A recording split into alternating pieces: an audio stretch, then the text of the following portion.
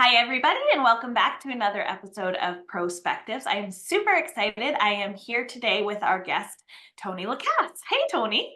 Hey Jess, How are you? I'm so good. How are you? I'm great. I'm great. Well, we always start off with you telling us a little bit about yourself, who you are, what you do, and we'll go with that. Yeah, so my name's Tony Lacasse. I'm 24 years old. I live in Hooksett, New Hampshire. I own and run my own real estate business, the Main Street Man and Associates at eXp Realty. I actually just made that move last week, so super excited about that. Wow, yeah. And then I also own and operate my own local media news outlet called the Hooksett Bridge. Love it. All at 24 years old. Yes, yes. So what came first? So it was the real estate that came first. I got actually today marks the exact day that so 4 years ago today I got my license. So Wow. yeah, pretty exciting on that. So 4 years in the business today. And I decided that I wanted to found a local newspaper for the Tri-Town area, Hooksett, Pembroke, Allenstown. I wanted to do that. My original idea was back in 2022. I had the idea and I just couldn't put it to paper, literally. I couldn't come, I couldn't come to terms on how I was going to be able to manage and run a newspaper while also trying to run and build my real estate business. So I just couldn't figure that out, and I didn't give up on it, but I just kind of put it on the shelf. And then I just started thinking about it more, and it was kind of funny how, at least for me, things kind of go around in a circle because it was pretty much a year to like about like the month like later that I had a light bulb moment and I was like, Tony, why don't you just do a quarterly newspaper? Like what this doesn't have to be a weekly newspaper. It doesn't have to be a Mhm. monthly newspaper. This like you're thinking like in the box, why not you just do this quarterly thing and it's 4 times a year and I figured well I could probably manage that and so May of 2023 was the first publication, and we're actually putting out our fourth publication, so a year for us would be this coming so next week actually. Wow. And how does it get sent out? So that is progression in small business, right? So I started out with just printing out 2,500 copies and dropping them off at different businesses in the area. And then I really decided this was our fourth issue. So I said, you know what? I want to continue to grow every single issue. So a big goal for me for this year was to be able to mail to every home and business in Hooksett, Oh my and gosh. start there. So I just made it happen and I got a bunch of advertisers and this is our fourth issue and we're mailing to every home and business in Hooksett. So I can't wait to get my copy. yeah, I'm very excited about that. So So tell me more. Did you grow up in Hooksett? yes, yep, grew up here, born here, raised here. I'm very proud of the community. And I just want to see it grow. I want to see it grow in a way that I want to live in the area where I want to see it like be. So I live in the village, like the older part of town. And so I love the historical architecture and just the small town feel. So I really work hard to kind of, keep that small town feel through the Mm. newspaper, through my business, through my work as the Heritage Commission chairman in Hooksett. So I'm involved with like a lot of different things. Now, was your family very involved, or this is something you just have a passion for? Yeah. So my family was not involved at all. Um, yeah, which is really kind of funny, right? Because usually when you come into like a community leader role like that, usually you find or hear that it's a family thing, a generational Mm-hmm. thing. Mm-hmm. And that was not the case at all in my family. no one in my immediate family or even my extended family that I know of ever served in any role like that. But I used to volunteer as a kid at the middle school in Hooksett with the Builders Club. Yeah. And so I was a leader there. I was president in seventh grade, then was a second year president in my eighth grade. And so that kind of created this leadership like thing for me and like wanting to be involved in the community. And so I'll definitely say that my time with that club surrounded me with that type of mentality and that type of leadership. So I would look up to like some of these like old people at these meetings from the Kiwanis Club, and I would see them and like what they were doing, and I would be very just impressed by like their like civic mindedness and how proud they were about the community and how they wanted to give back. Well, I think my show that just went this week, Matt Barrett was on it. Oh, well, there you go. Well, Matt, yeah, Matt Barrett, yeah. So I'm sure that was a nice role model mentor. He's been very involved in the city for a long time and Kiwanis and Yeah, Matt is awesome. So yeah, Matt was definitely I mean, I didn't talk with him much as a kid, but just seeing him as like a role model in the community and his business always giving back to everything, that was definitely something that I admired. And seeing that with other businesses, different people, Fred Bishop, I mean, that might be a man that you might want to reach out to. He's up there in age, but he has given a lot of his time and energy into the community. I mean, it's interesting because I feel that a lot of this, when you talk about like community leaders, like a lot of these people are definitely up there in age. And especially just in this area, I feel. And so I think that's lost. And I think that one thing that can counterbalance that that loss of civic mindedness and leadership and community development is by doing like volunteer groups in like early ages, like elementary, middle school, because that obviously impacted me. So I think that's something that we should do more of, because if we don't have a new generation of leaders in our communities, then that are going to care about the community and have the relationship aspect of it, we're not going to do well.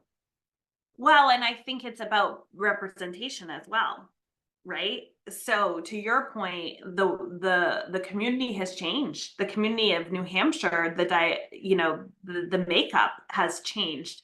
And so having people that are representing all of our community members is super important. And I think you're right. We do have an aging population of those that are involved. And how do you get new blood involved? And I would agree. I think my first interaction with a nonprofit where I was like getting involved was also around middle school and going into high school. And I've kind of always continued to do that. But if you're not exposed to it,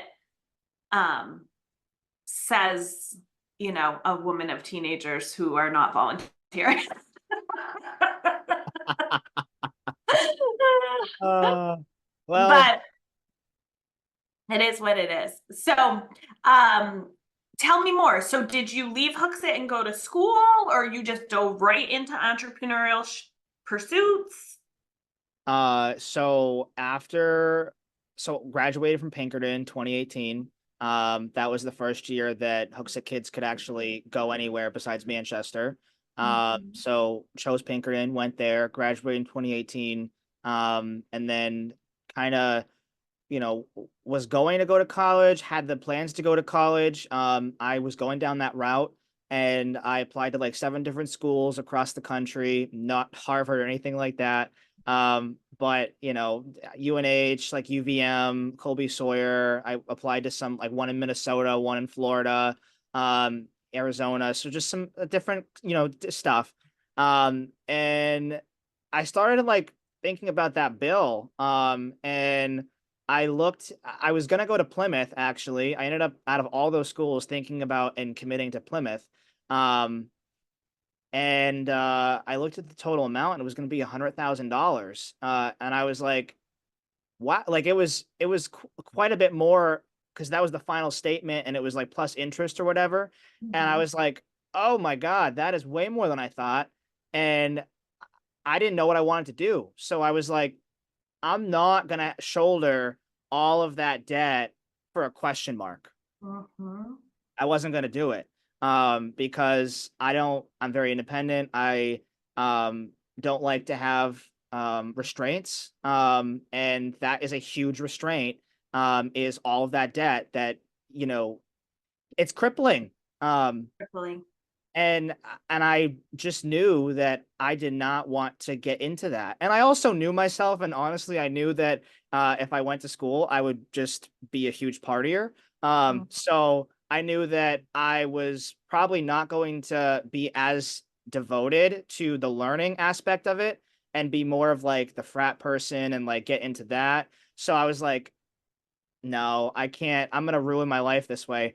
So I decided not to do that, and then I ended up emailing a couple different country stores across New Hampshire. This is kind of funny to say this out loud. I Um, love it. yeah, so that's what I did. I love country stores. Like side note, I just love. So I used to volunteer at Roby's in Hooksett Yes. as a kid, with my brother. So I'm a triplet. Side note. Yes, Ripley, yes, this is us. Take two. yes. Okay. So my brother, it's a boy, so two boys and a girl. So my brother and I, we were like 12 and we started volunteering at Roby's and helping them with just their open houses, getting the word out there. I did a lot with them and I still volunteer with them. I still do. Um 10 years later or more than that now. And So anyway, I have an affinity for country stores and like keeping them going. So I thought to myself, well, let me see about emailing some country stores in the state that look like they may need some help and see if I can work out my own little internship program, and see if maybe I can do some type of like, mentorship, like business thing with learning like experiential with these Yeah. stores and these managers and owners. Um, and so two of them responded to me and said, no, it's not, we can't do that. There's no time, blah, blah, blah. And then one of them did. It was an older man out in Western New Hampshire, next to Claremont, Oh hour and a gosh. half away, out in the boonies, like complete Yeah. boondocks. I don't know if you've heard of Ackworth, New Hampshire. Yeah. So that's where it was, and that's the only business in town. And it was such a cute little Hallmark place. So I never been there, never been, anyway, I didn't even have a car, actually. I didn't even have a car. You're And thumbing it to Actworth, New Hampshire. so there was this guy, the old man that I didn't know, I was emailing communication with, and I said, "Listen, I'd love to do this internship with you and learn and help you grow and help myself grow. And the only thing is that I need you to like pick me up. I need you to be able to provide transportation for me to like go places if I need to go somewhere. I need a place to stay and I need food. And if you can provide all of the basics for me, you have my labor and you have me." And he said, "Done." Oh, that is the coolest story. Well, did it still turn out good? He wasn't like a creepo or anything. Oh no, it turned out fine. It turned out fine. I mean, nothing for me. I think that maybe he was a little bit of a creep, but I mean, not it wasn't. I didn't have that experience, so that was fine. And I stayed with him for I think it was 4 months. And Wow. I loved it there. It was so awesome because this guy um, was known in the town as this person that would just like he had this big old farmhouse, like up in the center of town, and it was next to the library, next to the church, and all this. Like, I mean, all the stuff. It's tiny, so there's not much there. Yeah. And so he was known to just like have people come and go and let people like have a room for free. He'd, you know what I mean? Like it was just a very different um feel. It was a communal house almost. Mm. And that was like me at 18, like out of high school, just like going into that. And Away from your siblings who away from you'd my never siblings, been away from. away from my friends, like away from my all of that. And it was so cool because I would just talk to him at night and like we'd go and talk with like his friends or whoever else was living at the house that week or whatever. And we'd go in the library and this man was very intelligent. I think he went to Stanford. Oh, wow. Very intelligent man, not from the area, like from California or something, but moved here. This was his second home, and then he ended up like living here permanently, maybe 10 years ago.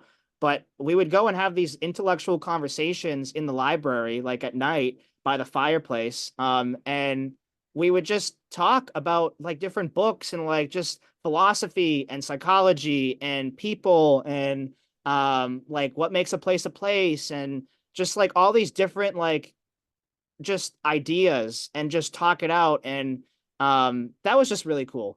Well, and what a gift. And I think, I mean, you're significant, you're closer to my children's age than my age, but I feel like culturally with the rise of social media and our phones and like that happens so infrequently.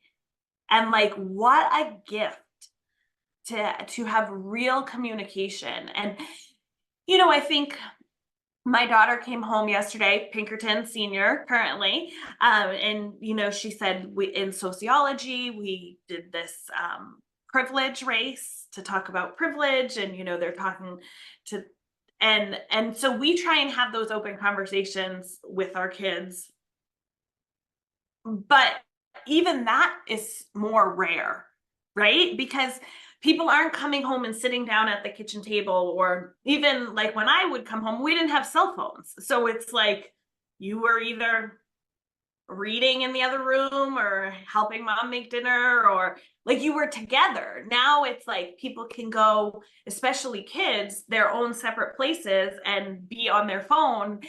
And the exposure is not that deep conversation and the deep trying to understand. It can be polarizing, it's quick, it's not tidbits, that's Chinese food. What's the word I'm looking for?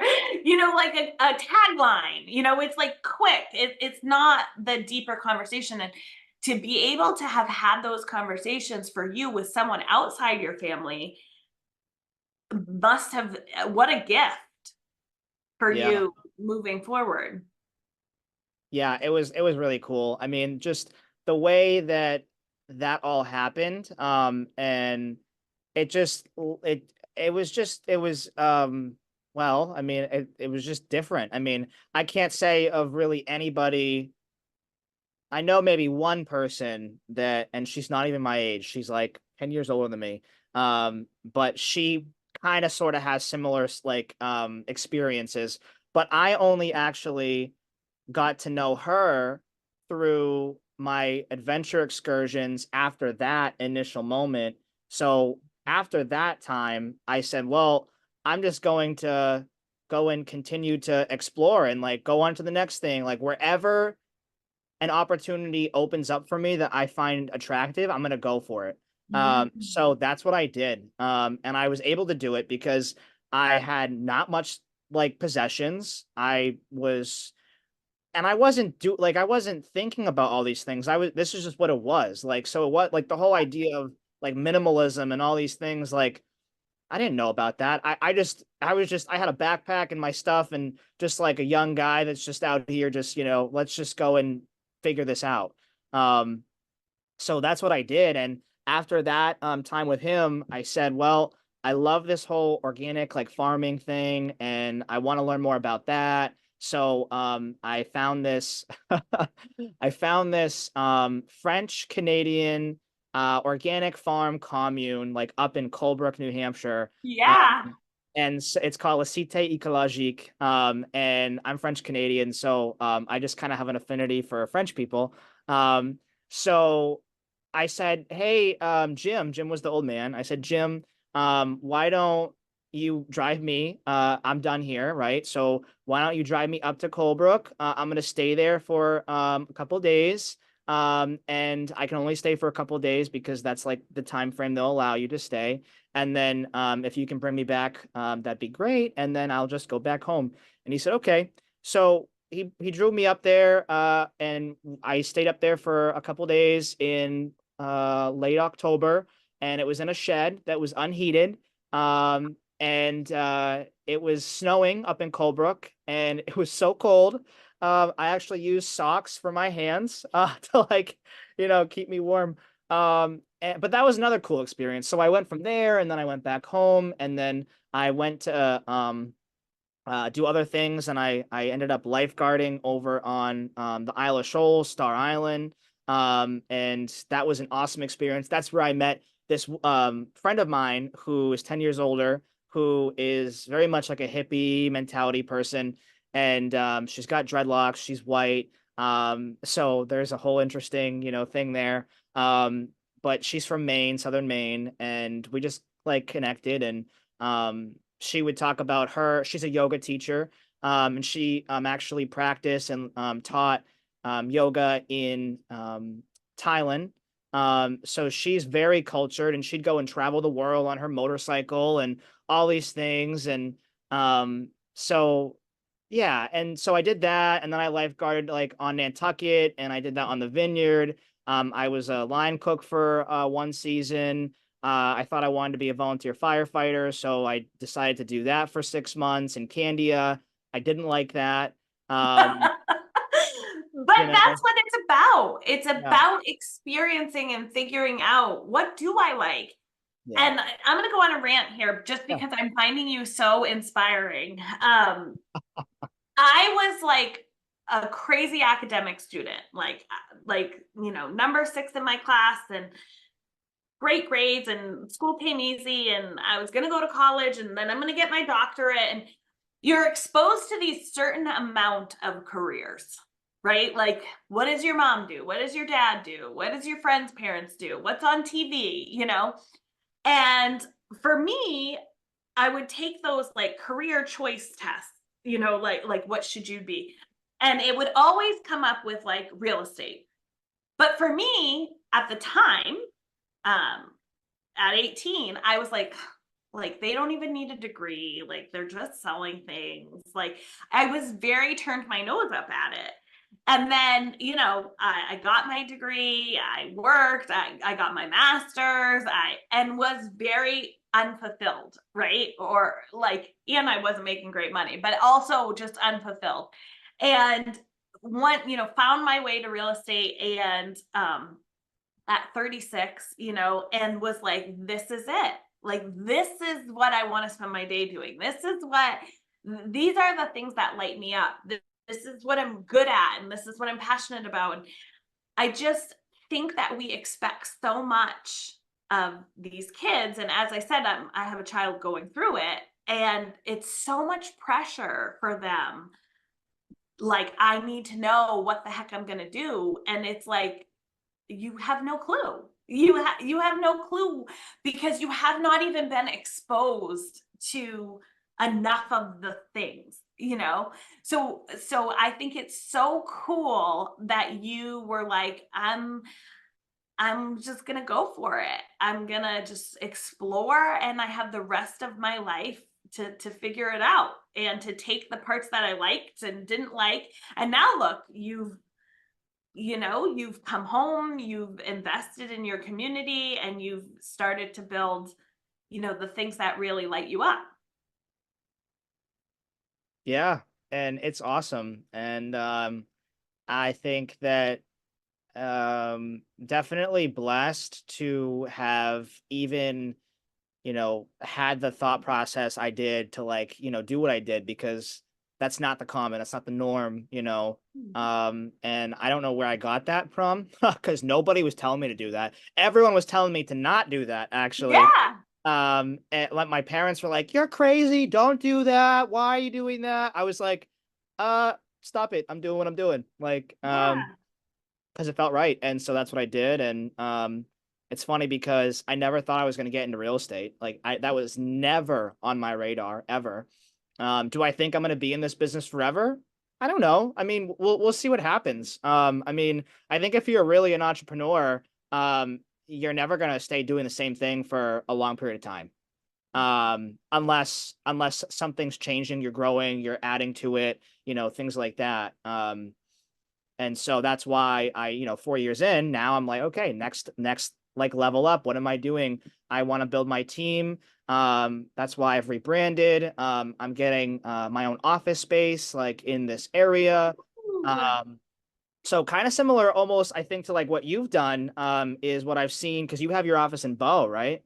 Correct. Well, right now we're in Bow. We're actually relocating. But yeah, I opened my off so I got into real estate. I don't know that I'll ever do like something else. To your point, that it might shift Mhm. running a team or coaching, but this is for sure. I'm so passionate about home ownership and property and financial wealth. And I love running my own business. I love having my own routine. And I am just so I feel like I finally found my passion, right? 12 years past where you are now. So it would make sense. But yes, I opened the office. I started a team. I did it for about 18 months and then was like, I don't love this part of it. I'm a I'm a visionary. I'm an encourager. I'm not a manager. I don't like necessarily holding other people to certain standards. So yeah, so I actually dissolved my team and then our broker is moving our office. But yeah, I mean, I think like to your point, which I think is where you were going, is there's an evolution even within the same industry or the same career field of what that looks like. And I think that is absolutely true.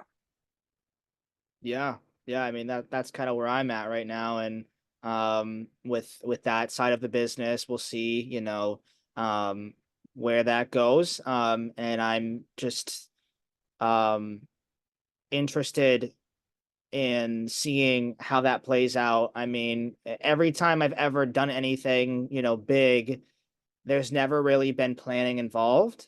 Um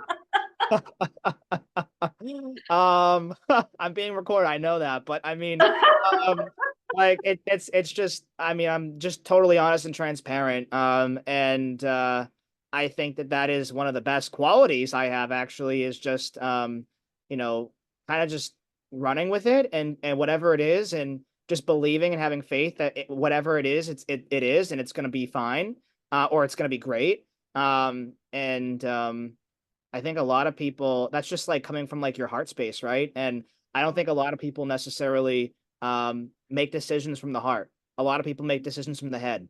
Mm-hmm.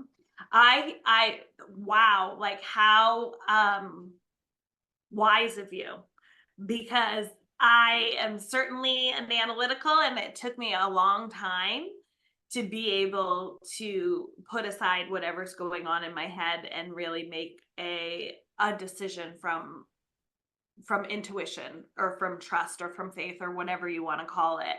And I think that there's a time and a place for both, right? Mhm. So I would say that I have plans, but sometimes it comes down to done is better than perfect. Like, stop thinking about it, action, right? People say knowledge is power. And I would argue that execution is power. You can get as much knowledge as you want, but until you try it, until you move forward, until you put it into action, you've really done nothing but take up headspace. And so there is definitely something to be said that not all the details need to be figured out before. In fact, they probably won't be. And even if they are, life's going to throw you a curveball and it's going to be different. So sometimes you just got to jump in, like you said, and swim across and know that you're going to get there. Yeah. Love it. All right, you ready for rapid fire? Yes. Okay, your favorite place to vacation? Favorite place to vacation. I would say the Cape. And you got to work there. So cool. All Yeah. right, what is the one word you would use to describe yourself? Enthusiastic. I love it. I love it. The best piece of advice you've ever received? Um, well, huh.